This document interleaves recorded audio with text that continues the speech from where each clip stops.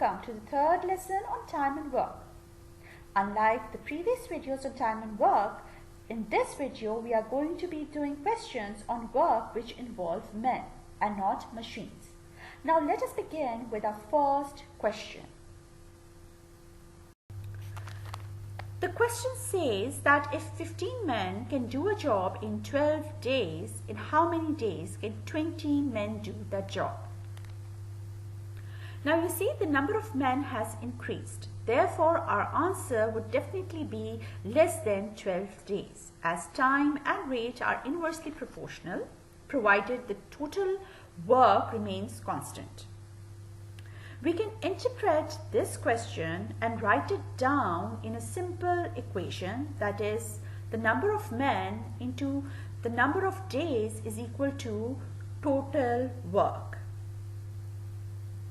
So if 15 men can do a job in 12 days, that means the total work would be equal to 15 into 12, which is equal to 180 units.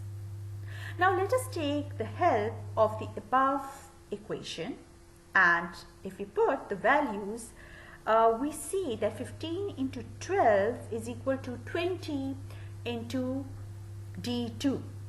D2 is the number of days that we are supposed to find out. So our answer would be equal to 9, that is option D.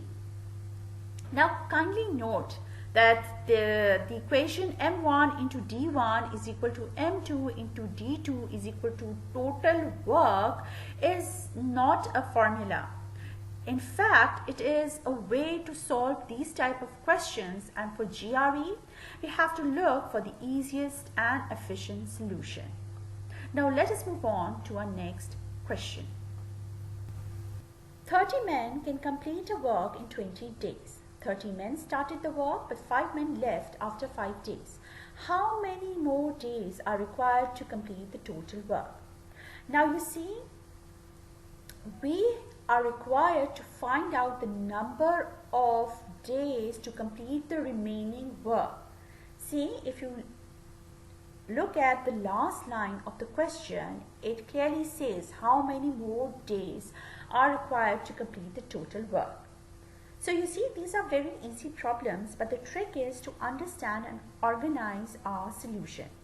So if we have manpower equal to 30 and the number of days equal to 20, then this means that the total work would be equal to 30 into 20, which is equal to 600 units.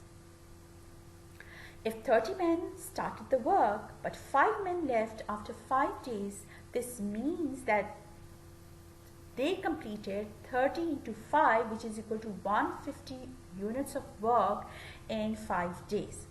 So our remaining work would be equal to the total work minus the work done in 5 days, which is equal to 600 minus 150, which is equal to 450 units of work that is to be completed by 25 men.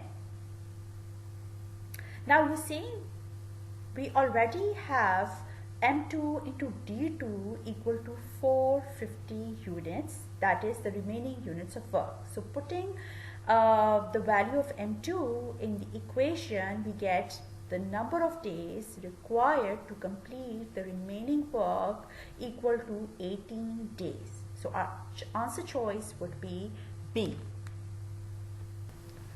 12 engineers can complete the task in 7 hours.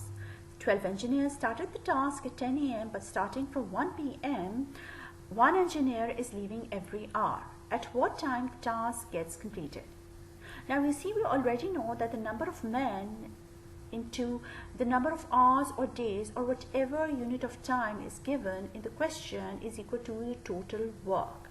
So over here, our total work is going to be equal to the number of engineers into the number of hours, that is 12 times 7 is equal to 84 units, right? Now, the work completed from 10 a.m. to 1 p.m. with 12 engineers would be equal to 12 into 3, which is equal to 36 units.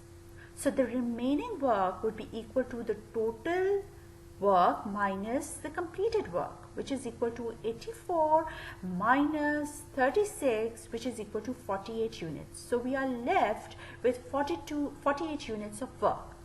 Now you see, starting from 1 p.m., one engineer is leaving every hour, right? So let us see this table and understand it carefully.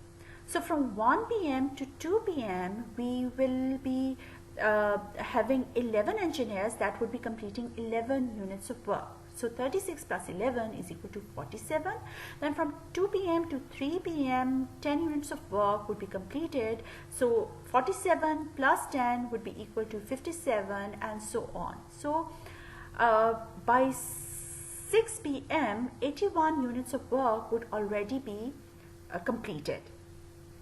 Now 6 p.m. to 7 p.m. we will be left with 6 engineers who will be doing 6 units of work. But 6 units of work, if done, would be equal to 87 units of work completed in total. Now you see, we need 3 units of work from 6 p.m. to 7 p.m. and our total units of work to be completed in 1 hour from 6 p.m. to 7 p.m. would be 6 units, right? So if we half it, we'll get 3, and 81 plus 3 is equal to 84. That is the total units of work to be completed. So our answer would be choice B, that is 6:30 p.m. So by 6:30 we'll be done with the total work, right? It takes 6 technicians a total of 10 hours to build a new work server from direct computer, with each working at the same rate. If 6 technicians start to build the server at 11 a.m. and 1 technician per hour is added beginning at 5 p.m., at what time will the server be complete? Now you see, if we organize our problem, it would be very easy for us to solve it. So the first statement is going to give us the total units of work, which is equal to 6, that is the number of technicians, into the number of hours, which is 10, and 6 times 10 is equal to 60 units, right? Now, the second statement is of the question says that 6 technicians start to build the server at 11 a.m. and 1 technician per hour is added beginning at 5 p.m. So from 11 a.m. to 5 p.m. the units of work completed would be 6, that is the number of technicians, into 6, that is the number of hours, from 11 a.m. to 5 p.m.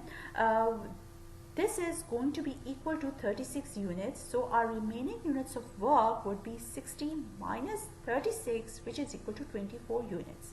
So from 5 p.m. to 6 p.m.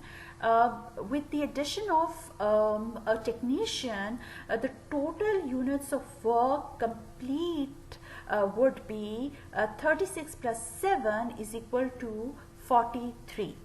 Then from 6 p.m. to 7 p.m. the number of technicians would be 8, right? And the total units of work complete would be 51. And from 7 p.m. to 8 p.m. 9 technicians would be completing the work, and the total units of work complete would be 60, and 60 is the total work that is required to be completed. So our answer would be choice D, that is 8 p.m.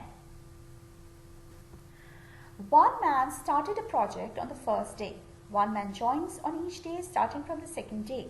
The project will be completed in exactly 20 days. Instead, if a team of 7 men work regularly, the work will be completed exactly in n days. What is n? Now, n is nothing but the number of days required to complete a work by 7 men.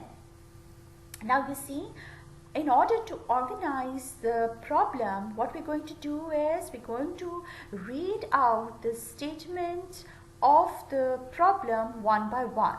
So the first statement says that one man started a project on the first day, which means that the work completed on the first day with one man would be 1 unit.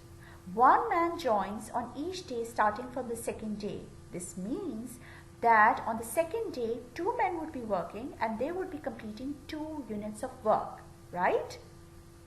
On the second day. Now, the project will be completed in exactly 20 days, which means that on the 20th day, 20 men will be completing 20 units of work. So our total work is going to be equal to 1 plus 2 plus 3 up till 20. Now, the formula for adding natural numbers is the sum is equal to n into n plus 1 over 2. Now, this formula is for doing lengthy calculations.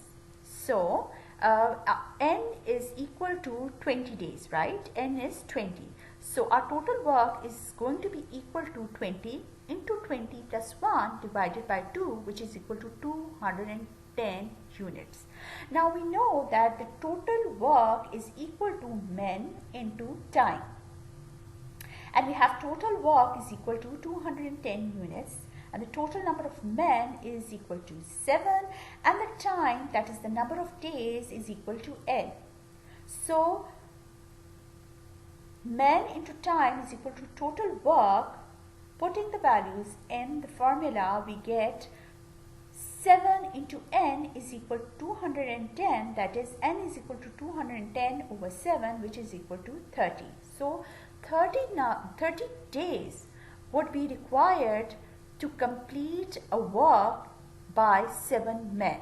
So, n would be equal to 30 and our answer choice would be D. With this, we come to the end of our third video tutorial on time and work. Now, I hope that you've understood all the questions very well, and in the coming few days, I will be uploading the fourth and final lesson on time and work. So please stay tuned to this channel, stay positive, keep your spirits high. Goodbye for now and best of luck. Thank you.